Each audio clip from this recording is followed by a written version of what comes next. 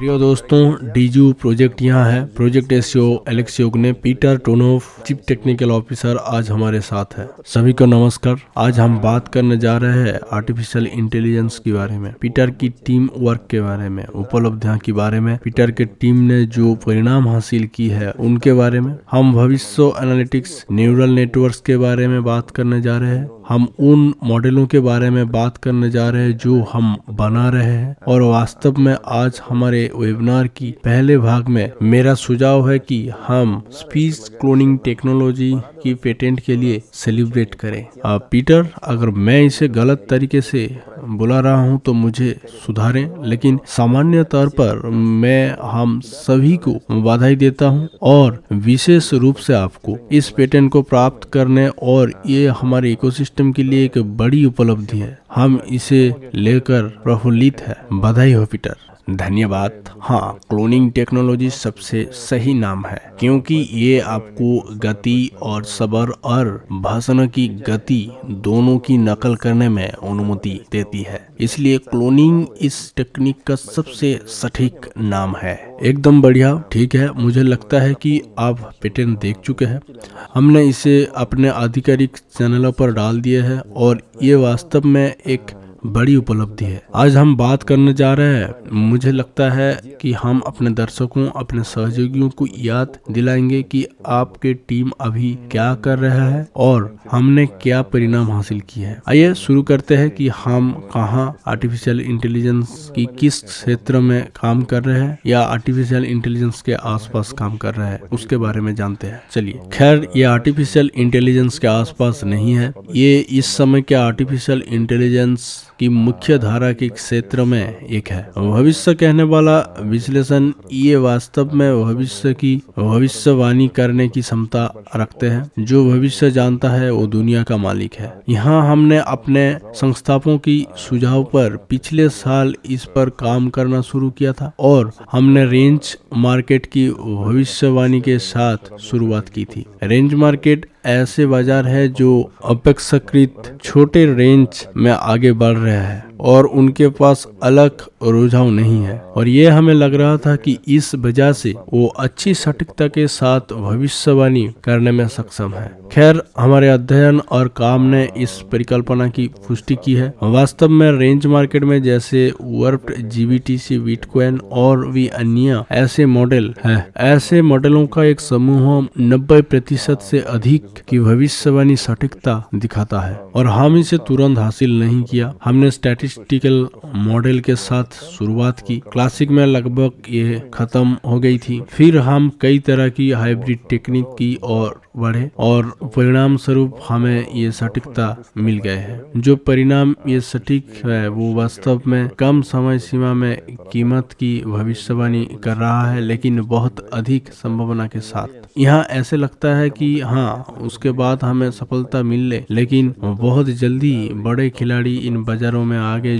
जो वहाँ नहीं थे जब हमने यहाँ काम शुरू किया था। रुको, मुझे आप जो कह रहे हैं उसका अनुवाद करने दें, क्योंकि मुझे यकीन नहीं है कि कोई भी इसे समझ पा रहा है, लेकिन मैं इसे समझाता हूँ क्योंकि हम सिर्फ एक वेबिनार की तैयार कर रहे थे और मैं उन कार्यों की पेचीदगी को पता लगाने की कोशिश कर रहा था जो पीटर हाल कर रहे हैं। और इसलिए जो आपने अभी यहाँ सुना होगा, सबसे पहले हम वास्तव में भविष्यों की भविष्यवाणी करने में लगे हुए हैं। पीटर और उनके टीम के लिए धन्यवाद। और भविष्य की भविष्यवाणी करना, जैसे आपने भी कहा, वो जो भविष्य जानता है वो दुनिया का मालिक है। जी हाँ, दुनिया का मालिक है। मैं इस थीसिस को याद रखने का प्रस्ताव करता हूँ। यहाँ इसके बाद पीटर के भविष्य प्रिडिक्टिव मॉडल्स के सटीकता में पहुँचते हैं। ये ठीक है, हमें कुछ सैंपल में 95% से अधिक मिला है। मैं कहूँगा कि हम आमतौर पर 90% से अधिक प्राप्त करते हैं। 90% से अधिक पीटर के टीम द्वारा विकसित भविष्य प्रेडिक्टिव मॉडल्स की सटीकता है। मैं ये भी नोट करना चाहूंगा कि 95% संभावना के साथ भविष्य की भविष्यवाणी करना वास्तव में एक उल्लेखनीय परिणाम है, जो एक तकनीकी निर्देशक के रूप में पीटर के उच्च व्यावसायिकता और उनके नेतृत्व वाले टीम की बात करता है, और वास्तव में ये बताता है कि हम दुनिया को चलाने के कितने करीब है ना पीटर? खैर ये मैं मजाक कर रहा हूँ, लेकिन कुल मिलाकर एक टेक्नोलॉजी सॉल्यूशन है जो भविष्य की भविष्यवाणी इतने सटीकता के साथ करता है। ये हमारे इकोसिस्टम में एक महत्वपूर्ण योगदान है। आइए आप इन भविष्य कहने वाला मॉडलों की सटीकता से आगे बढ़ने की कोशिश करें कि ये सटीकता कैसे हासिल की गई है। मेरा मतलब है शायद हर कोई ऐसा नहीं कर सकता है, ये सभी के लिए खुला है। मेरा मतलब है हम अभी नवस्क्रिप्ट टेक्नो पार्क में कार्यालय में है और पीटर के टीम यहाँ आधारित है। ये वो जगह है जहाँ ये सभी चमत्कार होते हैं। अच्छा पीटर, आपने इतने कम समय में 95% कैसे हासिल किया? क्या उपयोग किया गया था? शायद कुछ प्रबंधन टेक्निक, मुझे नहीं पता। जी हाँ, ठीक है, मेरे सहयोगी और मैं हर समय इस पर चर्चा करते हैं। जब समस्या हल हो जाते हैं तो ये आसान लगता है। ये आप बस इतना जानते हैं कि आपको ये डेटा लेना है, इन सुविधाओं को इस डेटा से प्राप्त करना है, इस तरह से मॉडल को प्रशिक्षित करना है और फिर आपको परिणाम मिलता है। लेकिन हाँ, मैं हमेशा अपने सहयोगियों को इंगित करता हूँ और वो इसे देखता है। वास्तव में जब आप किसी समस्याओं को हल करने की अपने रास्ते पर होते हैं तो ये बिल्कुल स्पष्ट नहीं होता है कि आपको क्या करना चाहिए और कैसे करना चाहिए और आप क्या करेंगे। अपने मॉडल पर काम करते हुए हमने वास्तव में बहुत रिसर्च किया और बहुत सारे डेटा से गुजरे। उस अर्थ में केवल ब्लॉकचेन, सेंट्रलाइज और डिसेंट्रलाइज एक्सचेंज के साथ काम करने से हमें बहुत मदद मिला है, क्योंकि बड़ी मात्रा में सुव्यवस्थित संचारित अक्सर अनचेंजेबल डेटा है और जाहिर है डेटा के इस विशाल प्रभाव से हमारे लिए महत्वपूर्ण कारणों को अलग करने के लिए बहुत काम किए गए हैं। ये है भविष्यवाणी करते समय हमें जिन चीजों पर भरोसा करने की आवश्यकता होती है वो वास्तव में मॉडल की विशेषताओं होती है। हमने 100 से अधिक कारणों को अध्ययन किया और अंत में सबसे महत्वपूर्ण में से 20 से अधिक को चुना। ये सीमाएं निश्चित रूप से पिछले भाग में संपत्ति की कीमत से लेकर 1 मिनट और बड़े फ्रेम से लेकर 1 हफ्ता तक होते हैं। ये संबंधित परिसंपत्तियों की कीमत है जो हमारे मूल्य पूर्वानुमान, विभिन्न बाजार आंदोलनों, संस्करणों, तकनीकी संकेतों, आंकड़ों से आने वाले शास्त्रीय संकेतों के करीब मौजूद है और सुविधाओं से पूरे परिसर का विश्लेषण किया गया है और उन्हें मॉडल में जोड़ा गया है ताकि वो अपने प्रदर्शन दिखा सके। भविष्य कहने वाला शक्ति। खैर, ये विशिष्ट विवरण के संदर्भ में एक व्यापक उत्तर से अधिक है। मैं उन सभी को सलाह देता हूँ जिन्होंने नई शब्द सुने हैं, सुनिश्चित करें कि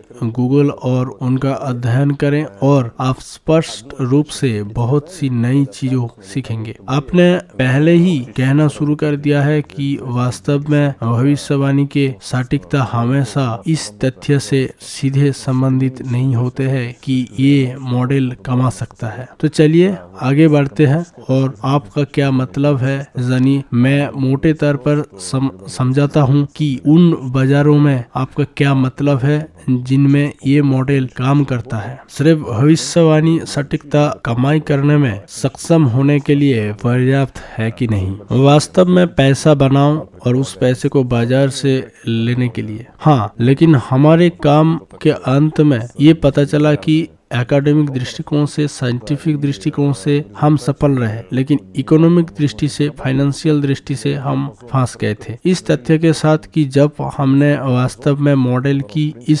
सटीकता को हासिल किए तो ये आधे साल बाद हमारे काम का थोड़ा कम था। जिन बाजारों में हमने अध्ययन किया, हम व्यापार करने के लिए तैयार थे। हम अपने रोबोट के साथ बाजार गए, कुछ बड़े, लेकिन वास्तव में हम मल्टी फंक्शनल प्लेयर्स मनाते हैं। मॉर्गन स्टैनली, स्टार या शायद ऐसा कुछ, जाहिर तौर पर अरबों डॉलर के साथ। हाँ, परिणाम स्वरूप उन्होंने हमें पैसा बनाने के मौका नहीं दिया, क्योंकि उन्होंने रेंज मार्केट में कीमतों में उतार चढ़ाव के लिए एक बहुत ही संकीर्ण सीमा निर्धारित की है। वो इसे इस तथ्य की कीमत पर कर सकते हैं कि सेंट्रलाइज एक्सचेंज पर जहां हमने ये काम किया है, उस एक्सचेंज से लिया गया कमीशन की राशि इस बात पर निर्भर करते हैं कि आप कितना पैसा देना चाहते हैं। यदि आप बिलियन डॉलर्स की प्रदान करते हैं तो आपके लिए कमीशन नगण्य है, लगभग शून्य, और आप बाजार में मामूली उतार चढ़ाव के स्थिति में भी पैसा कमा सकते हैं। यहाँ दरअसल जब डीजू के पास 1 अरब डॉलर होंगे तो हम इन बड़े खिलाड़ियों के साथ ऐसे स्थिति में भी इस मॉडल का उपयोग कर पाएंगे और इसे लाभ होगा जो हम सभी चाहते हैं। यहाँ तब तक हमें इसे सेल्फ पर रखना होगा और इसके समय की प्रतीक्षा करनी होगी। बढ़िया। यहाँ फिर से ये समझने लायक है कि वास्तविक दुनिया में हमारे मॉडल की प्रतियोगी संस्थागत फंड है। वहाँ मॉर्गन स्टैनली और इस तरह कई स्टार है, और जैसे कि मेरे लिए एसईओ परियोजना के लिए भी एक बहुत ही महत्वपूर्ण कारक है कि हम एसेंशियल रूप से एक ही बाजार में हैं और कई मायनों में केवल उस पूंजी की मात्रा में भिन्न है जो अन्य खिलाड़ियों द्वारा प्रबंधित की जाते हैं, और ये बहुत दुर्धता से प्रेरित कर रहा है। पहला, इस पूंजी को बढ़ने के लिए, और दूसरे, हम वास्तव में सही दिशा में आगे बढ़ रहे हैं, और जहां तक मेरे संबंध है ये महसूस करने के बाद, और हम आगे बढ़ चुके हैं। हाँ, ये समझने के बाद हम आगे बढ़े हैं और वास्तव में खुद से एक सवाल पूछना है कि इन संस्थागत खिलाड़ियों की पैसे का वास्तविक प्रभाव किन बाजारों पर काफी कम है, लेकिन वास्तव में हम जो मॉडल विकसित कर सकते हैं वो उतने ही सटीक और सफल होंगे, और हम अपने रोबोट के साथ इन बाजारों में प्रवेश कर सकते हैं और सफलतापूर्वक पैसे कमा सकते हैं। वास्तव में हमने सभी बाजारों का विश्लेषण किया जो कि केंद्रीकृत फाइनेंस एक्सचेंज में उपलब्ध है। उदाहरण के लिए हमने सभी संभावित प्रतीकों और जोड़ियों को देखा और सहसंबद्ध मैट्रिसेस का निर्माण किया जो दिखाते हैं कि कुछ संपत्तियों की गति दूसरों पर कैसे निर्भर करती है, और ये ऐसे संस्थागत खिलाड़ियों की दबाव में नहीं आता है, लेकिन हमने ऐसे बाजारों की 20 आधार जोड़ चुके हैं और उन मॉडलों को लागू करने का प्रयास किया जो हमारे पास रेंज बाजारों में थे। यहाँ हमने महसूस किया कि ये मॉडल इन बाजारों के लिए पर्याप्त नहीं है, जिसका अर्थ है कि हमें और अधिक जटिल तरीकों को लागू करना चाहिए और हमारे पास जो डेटा था उसका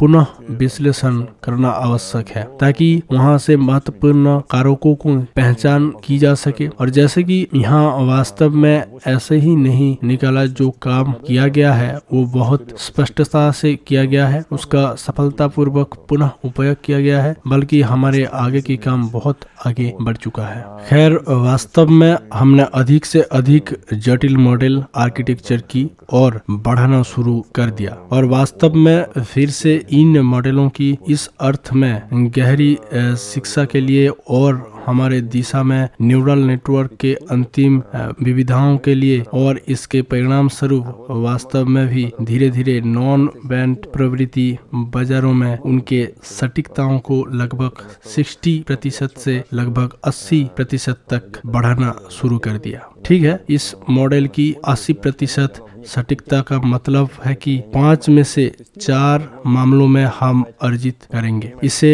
सरलता से योग करने के लिए इसलिए वास्तव में अब हम बाजारों में अपने मॉडलों का परीक्षण करते हैं, लेकिन हम परिणाम बाद में साझा करेंगे। मुझे नहीं लगता कि 5 में से 4 बार हम पैसा कमा रहे हैं। ये समझने के लिए बहुत कुछ है, एकदम बढ़िया। लेकिन शायद हमें परीक्षण प्रक्रिया की बारे में थोड़ा और विस्तार में जानने की कोशिश करनी चाहिए। क्या हम परीक्षण प्रक्रिया के बारे में कुछ कह सकते हैं? हमारे उपयोगकर्ता, हमारे समुदाय एक निश्चित संदर्भ में है, वो समझते हैं कि परीक्षण क्या है और जानने में रुचि हो सकती है। वो ईवा अल्फा परीक्षण को समझते हैं, इसे पास करते हैं और परियोजना को बेहतर बनाने में मदद करते हैं। और आपके मॉडलों में परीक्षण क्या है, ये क्या है, मैं इसे संक्षेप में कैसे कह सकता हूँ? खैर, मैं कहूँगा कि हाँ, मैं इन दृष्टिकोण और मॉडलों की बड़ी बारीकियों को समझता हूँ। डीप लर्निंग हमेशा बहुत अधिक क्षमतापूर्ण और बहुत सारे हार्डवेयर होता है, जो मैं कह रहा हूँ। आपके पास कितना डेटा है और न्यूरल मॉडल सेवाएं खुशी खुशी जीपीयू खा रहे हैं। सरल शब्द में एक वीडियो कार्ड। यहाँ एक वीडियो कार्ड न केवल माइनिंग से संबंधित है, अजीब तरह से पर्याप्त है, बल्कि मेरे लिए मशीन लर्निंग के साथ और अधिक काम करना चाहिए। परीक्षण प्रक्रिया ये है कि मॉडल इन सभी बाजारों पर लगातार चल रहा है। ये वास्तव में इस रोबोट की व्यापार करने की कोशिश करता है और इसके परीक्षण व्यापार के अंत में वास्तव में व्यापार का अनुकरण करता है। वहाँ ये वास्तव में परीक्षण व्यापार बाजार इसे प्रतिक्रिया देता है। वास्तव में वहाँ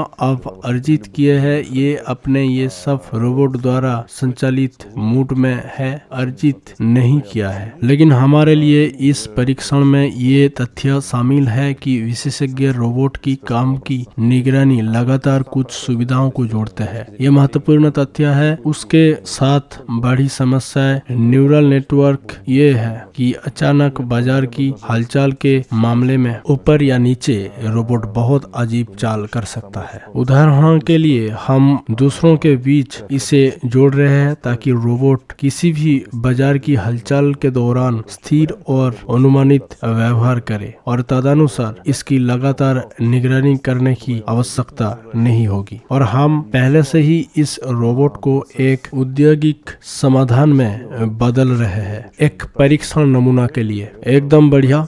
लेकिन परीक्षण की प्रक्रिया समय के संदर्भ में है। क्या यही साइकिल है या आप इसे कितने समय तक चलने की उम्मीद करते हैं? मैं समझ गया। भले ही आप हमारे सभी गतिविधियां को लें, हम वास्तव में कैसे जल्दी से निर्माण परीक्षण मॉडल को एक क्रियाशील संस्करण में लाने के लिए प्राप्त करेंगे। जब हम कहेंगे हाँ, बस आप ये काम करता है, लेकिन ये वास्तव में एक समय लेने वाले गतिविधि साबित हुए और परीक्षण की पूरी प्रक्रिया वास्तव में परीक्षण तक ऐसे मॉडलों को ठीक करना 1 महीने के काम है या 6 महीने से थोड़ा कम, शायद त्रैमासिक 3 महीने का साइकिल्स की सामान्य रूप से हो सकता है। लेकिन दैनिक कार्य ऐसा दिखाता है, आप डेटा लोड करते हैं, लेकिन ये वास्तव में इसे ऊपर खींचता है और आप वर्तमान सटीकता को देखते हैं और परिकल्पना करते हैं। आप अनुमान लगाते हैं कि यदि आप उन कार्यों को अपने मॉडल में जोड़ते हैं तो ये अधिक सटीक हो जाता है, या यदि आप उन कारकों को जोड़ते हैं तो ये अधिक स्थिर हो जाता है। और ये एक सहज प्रक्रिया है। ये एक विज्ञान प्रयोगशाला की तरह है। मुझे लगता है आप एक अभिकर्मक को गिराने के लिए एक पिपेट का उपयोग करने का प्रयास करते हैं और अपने स्ट्रक्चर को गुना करते हुए देखते हैं। मेरे दिमाग में शायद यही प्रक्रिया दिखते हैं। मेरे दिमाग में ऐसा लगता है क्योंकि वैसे किसी भी मामले में इस शुद्ध प्रक्रिया में हमेशा सफेद कोट टोपी शामिल होती है। मुझे लगता है कि आज की बैठक के लिए कुछ तकनीकी बिंदु है जो शायद हमारे लिए पर्याप्त से अधिक है और हमारे दर्शक किसी भी तरह से किसी भी प्रकार की लागू प्रश्न में रुचि रखते हैं जो ये मुझे क्या देता है। खैर, मैं हमेशा खुद से ये सवाल पूछता हूँ और मैं आशा आशा करता हूं कि हर कोई इन मॉडलों और रोबोटों से पूछे और ये सब हमारे भागीदारों, हमारे निवेशकों और हमारे द्वारा बनाई गई समुदाय को कैसे प्रभावित कर सकता है। क्या वो नया उत्पाद देखेंगे? क्या वो नई उत्पाद का हिस्सा देखेंगे? आप इस सूत्र के मुख्य प्रेरक के रूप में आप इसे कैसे आगे बढ़ते हुए देखते हैं? खैर, मैं वास्तव में योजना बना रहा हूँ कि मैं देख रहा हूँ हमारे काम का परिणाम वर्चुअल स्पेस में ये औद्योगिक रोबोट होना चाहिए जो वेल्स प्लेटफॉर्म उत्पादों के हिस्से के रूप में इकोसिस्टम में प्रवेश करेंगे और वेल्थ फंड का उपयोग करने की दक्षता के मामले में पूरक होंगे और उन लोगों के लिए अतिरिक्त आय जो वास्तव में धन उत्पाद में भाग लेते हैं। अच्छा, औद्योगिक रोबोट, यहाँ इसे अलग तरह से थोड़ा समझाना, इसका क्या मतलब है? ये इंडस्ट्रियल रोबोट्स, मुझे लगता है कि बहुत से लोग एक कन्वेयर बेल्ट और औद्योगिक रोबोट का कुछ इकट्ठा करके कई कल्पना कर सकते हैं। खैर, वास्तव में हमारे लिए इसका मतलब है कि हमारे पास मजबूत बुनियादी ढांचे में डेटा सेंटर में होस्टिंग सॉफ्टवेयर और हार्डवेयर प्रोग्राम और वो सभी जो बाहरी दुनिया के साथ एक दूसरे के साथ बातचीत करते हैं। हम वास्तव में केंद्रीकृत विकेंद्रीकृत एक्सचेंज पर बिक्री करते हैं और उनके काम का परिणाम वास्तव में वेल्स को स्थानांतरित कर दिया जाता है, जिसका अर्थ है कि ये सभी सॉफ्टवेयर उत्पाद हैं। हमारे पास भौतिक कार्यवाहन नहीं है। और हाँ, ये समझना जरूरी है, ये वेल्थ की लाभप्रदता का एक हिस्सा है जिसे भविष्य में हम इस तरह की विकास की कीमत पर बढ़ाने की योजना बना रहे हैं। विभिन्न भागीदारों द्वारा अक्सर हमेशा पूछा जाता है कि क्या आपके विकास को एक व्यापारिक रोबोट के रूप में व्यक्त किया जाएगा जिसे लोग अपने कंप्यूटर पर स्थापित कर सकते और ट्रस्ट प्रबंधन में धन हस्तांतरित किए बिना पैसा कमा सकते हैं। एक और हमारे लेटेस्ट मॉडल्स जिन्हें हम औद्योगिक अनुप्रयोग के सबसे निकट मानते हैं, यानी वो केवल सर्वर फार्म पर काम करते हैं, वो बहुत सारे अलग अलग जीपीयू का उपभोग करते हैं। यहाँ मुझे लगता है कि हाँ, ये सैद्धांतिक रूप से संभव है, लेकिन आइए हम मान लें कि निकट भविष्य में नहीं, यानी जबकि ये लेबर इंटेंसिव है, जिसका मैंने कहा था कि हार्डवेयर और समर्थन की प्रयास पर है, जबकि इस रोबोट की सफलतापूर्वक कार्य करने के लिए समय के साथ विकसित हो रहा है। हाँ, एक सकारात्मक निरंतर गतिशीलता दिखा रहा है, इसका भी समर्थन किया जाना चाहिए। तो निकट भविष्य में मुझे नहीं लगता है, लेकिन भविष्य में शायद सिद्धांत रूप में हम ऐसी चीजों को जारी कर सकते हैं और ये अंतिम आवेदन बिंदु है। कुल मिलाकर मुझे लगता है कि ये एक ऐसे प्रश्न की व्यापक उत्तर से कहीं अधिक है जो हमारे समुदाय में अक्सर सुना जाता है। वास्तव में कहा जाए तो ये एक परंपरा है। तो पीटर, हमारे श्रोता आपसे कुछ ज्ञान के आदी है। हमारे पिछले बैठक में शुद्ध प्रक्रिया में आप क्या लेकर आए और इस बार कुछ सलाह, ये आपको हमारे समुदाय के साथ साझा करने के लिए किन बुद्धिमान विचारों को प्रेरित किया? बुद्धिमान विचार, ठीक है। वास्तव में प्रिडिक्टिव एनालिटिक विश्लेषकी के साथ काम कर रहा है और इतना है नहीं, सामान्य तौर पर ब्लॉकचेन के साथ, डेफी इकोसिस्टम के साथ, हमारे फाउंडर्स के बीच के साथ, मैं कहूँगा कि हर तरह से सूचना एक बड़ा प्रभाव हमारे पास आ रहा है। बेशक आपको इस जानकारी को लगातार आत्मसात करने की जरूरत है। इसे सिर्फ जीवन छूटने से बचने के लिए, डायनासोर बनने से बचने के लिए इसे एकत्रित करना चाहिए। कई मायनों में ये वर्तमान दुनिया के लिए, हमारे वास्तविकताओं के लिए एक डिजिटल डायनासोर से अधिक है। बहुत सारे अलग अलग डिजिटल उत्पाद दिखाई दे रहा है। मैं वास्तव में उन सभी को आजमाने और उपयोग करने का आग्रह नहीं करता, बल्कि उन संभावनाओं की एक विस्तृत श्रृंखला से परिचित होने का आग्रह करता हूं, जो वर्तमान दुनिया प्रदान करता है। यहाँ मेरे राय में ब्लॉकचेन को उपभोक्ता की नजरे से भी देखना चाहिए। डेफी इकोसिस्टम डेक्स प्लेटफॉर्म को देखने के लिए, NFT और गेमफाई को देखने के लिए, ये ऐसे क्षेत्र में जो पंजीकरण की मामले में न केवल छलांग और सीमा से विकसित हो रहा है और उत्पाद जो उभर रहे हैं, और मेरे राय में ये सिर्फ दिलचस्प है, दिमाग की कसरत भी है, और हो सकता है कि आप इस दुनिया के बारे में कुछ नया खोज लें। हो सकता है कि आप अपने लिए कुछ डिजिटल पोकेमन खरीद लें जिसके कीमत काल 100 गुना अधिक होगी। बहुत अच्छा है पीटर, सलाह के लिए बहुत बहुत धन्यवाद। संक्षेप में, हाँ, ये वास्तव में आपके ब्रेन, आपके दिमाग को कुशल के लिए प्रशिक्षित करने के लायक है।